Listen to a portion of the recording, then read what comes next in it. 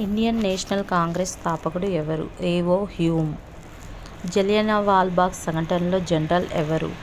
Dyer. Subhash Chandrabose స్థాపించిన సైన్యం ఏది? ఐఎన్ఏ.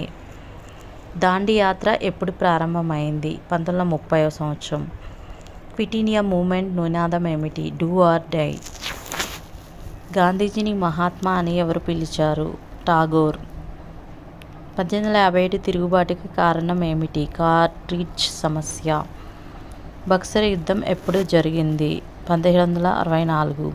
ప్లాసీ యుద్ధం ఎప్పుడు జరిగింది? 1757.